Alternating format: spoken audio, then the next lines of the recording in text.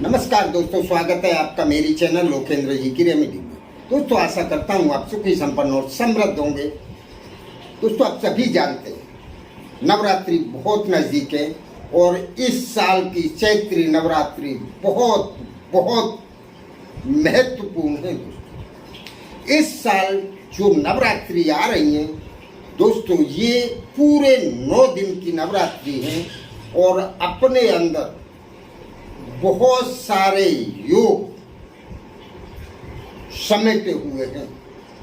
इस नवरात्रि में जो भी व्यक्ति, जो भी पुरुष या महिला पूरे 9 दिन जो बन सके, मैं ये नहीं कहूँगा कि आप बड़ी बड़ी पूजाएं ही करें। पूजा बड़ी और छोटी से कोई फर्क नहीं पड़ता। पूजा में एक चीज होती है श्रद्धा और विश्वास, और सामने वाले देव या देवी पर जो आपका भरोसा है वो मेन होता है। कितने लोग बड़े बड़े अनुष्ठान करके बैठे हैं और कुछ लोग सिर्फ एक लोटा जल अर्पित कर देते हैं तो उससे भी उनको वो आशीर्वाद प्राप्त हो जाता है जो बड़े बड़े अनुष्ठानों से नहीं हो पाता है। तो दोस्तों, आप ये अपने मन में या दिमाग में बिल्कुल ना सोचें कि वो तो बहुत बड़ा ज्ञानी है, वो तो उसको तो मंत्र जाप आते हैं, उसको तो बहुत सारे पाठ किए हुए हैं। पूजा मन के भाव से होती है और आपके पास जो समय है, आपके पास जो बुद्धि है, आपके पास जितना ज्ञान है, आप उतने ही ज्ञान से और अपनी पूजा में अपना मन लगाएं। दूसरे को ना देखें और आपसे जितनी बन पड़ती है, पूजा जितनी छोटी होगी उतनी ही ज्यादा अच्छी होगी। तो आप एक नियम ले लें इस नवरात्रि में। इस वीडियो में मैं आपको इसका घट स्थापन का शुभ मुहूर्त भी बताने वाला हूं और आपको कुछ सरल विधि पूजा की भी बताने वाला हूं। उससे पहले मेरा आपसे निवेदन है, अगर मेरी चैनल में आप पहली बार आए हैं तो चैनल को सब्सक्राइब करें, उसके साथ बेल आइकन भी दबाएं, जिससे हमारी ऐसी ही जानकारी भविष्य में भी आपको आसानी से प्राप्त हो सके। दोस्तों, वीडियो अच्छी लगती है तो लाइक करना ना भूलें और दोस्तों में या रिश्तेदारों में शेयर अवश्य करें। किसी और के भी काम लगेगी तो उसका पुण्य फल आपको भी प्राप्त होगा। दोस्तों, इस दिन शुभ मुहूर्त है, घट स्थापन का दिन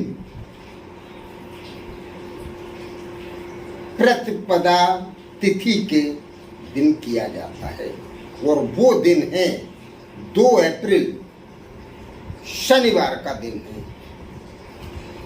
इस दिन प्रतिपदा तिथि दोपहर तक ही रहेगी, इसलिए घट स्थापन आप सुबह 6:22 से 8:31 तक का जो समय है वो बहुत ही शुभ और महत्वपूर्ण समय माना गया है। ये घट स्थापन का प्रथम मुहूर्त है।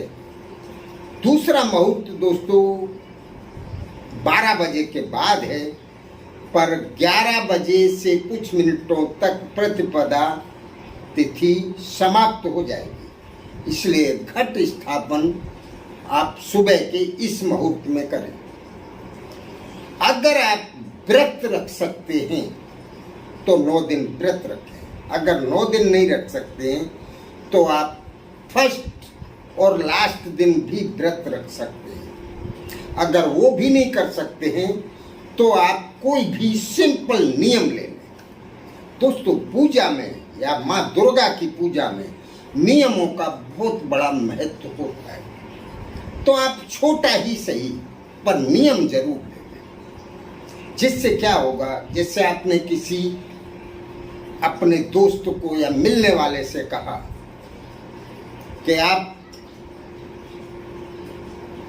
या मैं आपके घर 5 बजे आऊंगा, तो दोस्तों आपने कभी सोचा है वो 5 बजे आपका वेट करेगा आपके घर? या आपने किसी को बुलाया है कि मेरे घर पे इतने बजे आना, मैं आपको कोई भी बहाना, मतलब मैं ये करूँगा, और उसके बाद आप अपने घर से गायब हो जाते हैं और वो आपके घर उस समय आएगा और उस समय आप अगर नहीं मिलते हैं या जो आपने उसको वादा किया है वो पूरा नहीं होता है, तो दोस्तों कभी सोचा है आपने कि उसको कैसा लगेगा?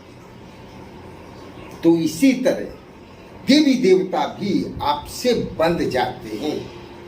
नियम अगर आप ले लेंगे तो उस देवी या देवता को आप जो भी उसके पूजा में या उसके लिए अनुष्ठान करते हैं, उस समय उस देवी या देव को हाजिर होना ही पड़ता है।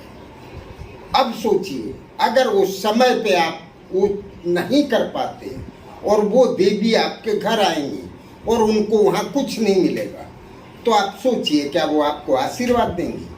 वो आपसे रुष्ट हो जाएंगी। इसलिए आप जो भी नियम लें, सिंपल नियम लें और उस नियम का आप पालन पूरी तरह से कर सकें। नियम मैं बता रहा हूँ, जैसे आप सुबह उठते हैं और नहा धो के स्वच्छ होते हैं, चाहे आपका कोई भी समय हो, पर सुबह का या तो अर्ली मॉर्निंग का समय आप पसंद करें या फिर आप शाम का समय पसंद करें। आपको जो भी टाइम सूटेबल हो, 9 दिन तक आपको उसी टाइम पे पूजा करनी है। भले आप छोटी सी पूजा करें, आप कोई मंत्र जाप ना करें, आप कुछ ना करें, लेकिन समय या तो सुबह या शाम एक टाइम आप पसंद करें। आप अपने नहा धो के स्वच्छ हो के अपने पूजा स्थान में जाएं।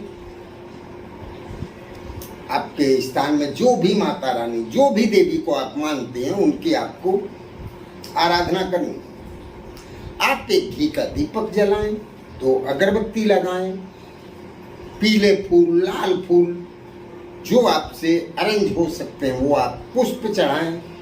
प्रसाद में आप थोड़ी सी कुछ रेवड़ी ले लें या कुछ भी ऐसा अरेंज कर लें जो आपसे आसानी से बन सके। आप वो ला के रख लें, उसमें से थोड़ा सा प्रसाद निकाल के कटोरी में रखें, आसनी पे बैठें। दीपक जलाने के बाद आपको अगर कोई मंत्र आता है तो आप उस मंत्र की जितनी बार बोल सकते हैं, 21 बार, 11 बार, जो आपकी इच्छा,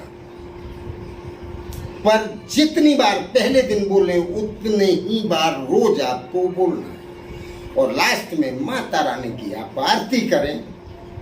आरती का भी नियम आपको रोज का ही कर लेना है। बिल्कुल कम समय, 5 मिनट या 10 मिनट भी अगर आप देंगे तो भी ऐसा आपको नहीं समझना है कि माता रानी खुश नहीं होंगी। माता रानी तो खुश होंगी और वो आपको आशीर्वाद भी देंगी। तो आप एक सिंपल पूजा 9 दिन तक करके आप 9 दिन माता रानी का एक नियम पूरा करो।